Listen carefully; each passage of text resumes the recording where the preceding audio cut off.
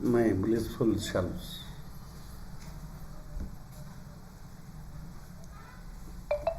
Today, let us know something more about silence.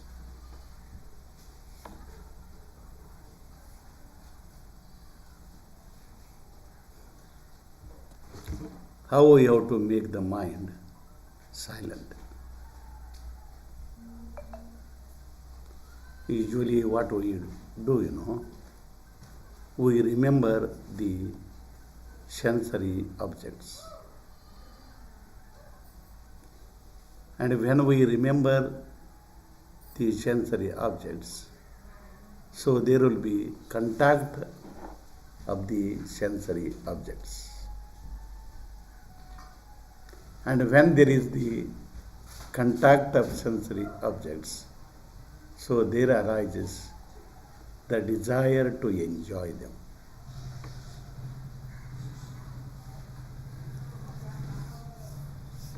And if anybody becomes an obstacle to enjoy the sensory objects, so there arises the anger. And as we go on enjoying the sensory objects, so there arises infatuation. And by this infatuation, there arises the greed. And by this greed arises the egoism and jealousy. So, like this, there arise 6 enemies in the mind. So, for all these 6 enemies, the cause is the desire to enjoy the sensory objects only. And even outside, there will be enemies. The enemies are there outside because it is also for the sake of sensory objects. So all people quarrel for the sake of sensory objects so that we can enjoy bliss by enjoying the sensory objects. Like that, there are enemies outside for us because there is the understanding that the sensual enjoyment gives us happiness. So the desires of sensory objects will be in a position to agitate our mind. And when the mind is agitated, we experience unhappiness. If that is the case, how we can make our mind silent? So to make our mind silent, we have to give up the desires of sensory objects. The desires of sensory objects is due to the understanding that the sensory objects are givers of happiness. And if that is the case, let us know where exactly the happiness is. So usually what happens, we think some sensory objects give us happiness. And some other sensory objects give us unhappiness. So the sensory objects themselves have not told us, you enjoy me, I will give you happiness. You don't enjoy me, I give unhappiness, like that. But we only have thought that some sensory objects give us happiness and other sensory objects give us unhappiness, like that. Then we desire the sensory objects of our liking. And if we get the sensory object of our liking, when we desire the sensory object of our liking. And if we get that sensory object, for example, sweet, when we get the sweet, our mind becomes calm. And when our mind becomes calm, in that calm mind, the bliss of our Atman only experienced. And if we don't get sweet, the mind becomes agitated. The mind becomes agitated and unhappiness has been experienced. Then we think that the sensory objects of our disliking, that is kara, like that, so they have to go away. They should go away, like that. And if we get the kara, that is of our disliking, so if that disliked sensory object goes away, our mind becomes calm and happiness is experienced. But when the kara comes to us, then our mind again becomes agitated and our unhappiness has been experienced. This clearly indicates that when the mind is calm, so there is happiness. And when the mind is not calm, there is unhappiness. So to make our mind silent, or to make our mind calm, so we have to give up likes and dislikes for the sensory objects. But if we inquire whether the bliss is in the sensory objects or not, so the sensual enjoyment leads to tiresomeness and weariness. From morning till evening, we will be enjoying the sensory objects, and at the end of the day, that is in the evening, so the sensual enjoyment ends in tiresomeness and weariness. So the bliss is enjoyed when the mind becomes calm. And the bliss that has been enjoyed when the mind becomes calm is of our Atman only.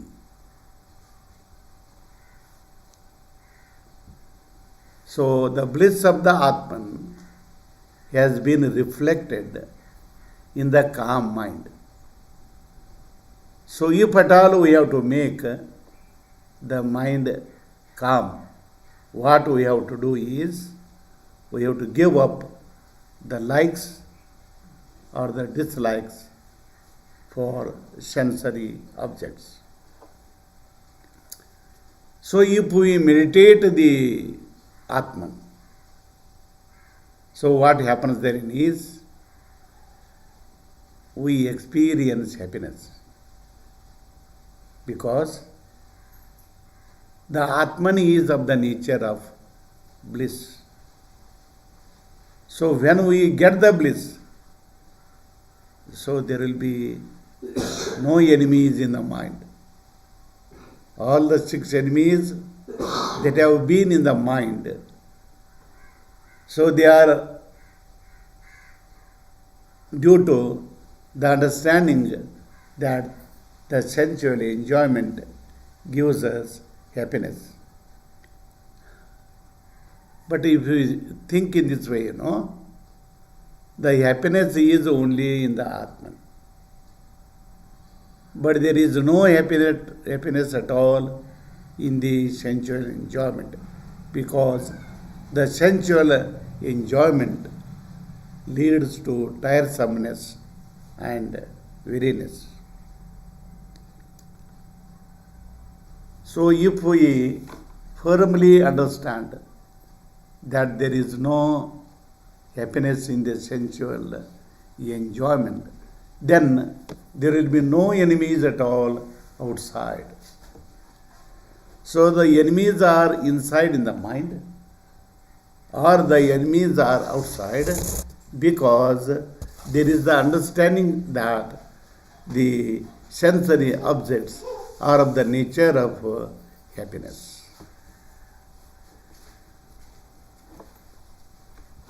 Then we can take the example of deep sleep. So, usually we think that the happiness is in the gross body consciousness and in the enjoyment of sensory objects. But in deep sleep, there is no gross body consciousness. And there is no sensual enjoyment. That means there are no sensory objects. Yet there is happiness in the deep sleep. Why? In a deep sleep, what happens? In deep sleep, one knows whether there is anybody or not. One knows in deep sleep whether anything is known or it is not known. One in deep sleep, one knows that whether there is happiness or no happiness. That means in a deep sleep, we are the knowers. I am the knower, like that. So I am the knower of all these things. And in deep sleep, there is no other sensory object. There is no gross body consciousness. This clearly indicates that the happiness of deep sleep is of our Atman only. In a deep sleep, I remain as the Atman unconsciously by forgetfulness. So, by forgetfulness, we remain as the Atman. And there is no other thing, anything other than the Atman. But the bliss has been experienced in a deep sleep. So this clearly indicates that my nature is only bliss. So the happiness or bliss is in the Atman, but it is not there in the sensory objects. Then in deep sleep, what happens, So there is no sleep to the Atman. Because during the whole deep sleep, we know whether there is anybody or not. We know anything has been known or not. We know whether there is happiness or not. So in deep sleep, we remain as the knower. That means we have no sleep at all. There is no sleep at all to our Atman. If that is the case, to whom the sleep is there? The sleep is there only to the intellect, buddhi. Only to the buddhi there is sleep. But to our real self or the Atman, there is no sleep at all. So during his sensual enjoyment, there is happiness. So what exactly happens therein is, during the sensual enjoyment, the happiness is not perceived by the sensory organs. For example, The happiness is not perceived by the eyes, the so-called sensory organs, by the nose, by the tongue, by the skin, or by the ears. These sensory organs, they perceive their respective sensory objects. For example, the eyes can perceive the form. The nose can perceive the smell. The tongue can perceive the taste. The skin can perceive the touch. And the ears can perceive the words. But all these senses of knowledge, they cannot perceive the happiness.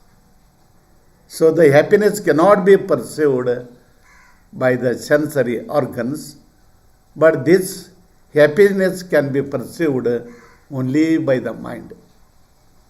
So usually we say, my mind is calm. My mind is not calm. That the mind only can perceive whether there is happiness or there is unhappiness. So the calm mind only perceives the happiness or the bliss concerned, and the agitated mind perceives the misery. The mind which has been agitated, it will be in a position to perceive the misery only. So to make the mind silent, what we have to do? We have to know that there is no bliss in the sensory objects at all.